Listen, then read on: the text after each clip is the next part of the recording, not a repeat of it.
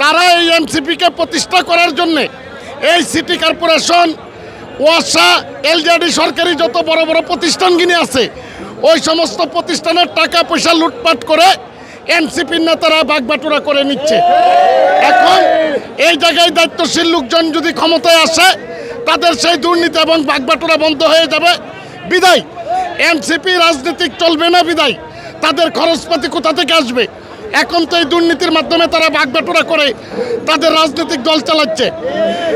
এই দুর্নীতি বন্ধ হলে তাদের রাজনীতি বন্ধ হয়ে যাবে, তাদের সংগঠনই বন্ধ হয়ে যাবে।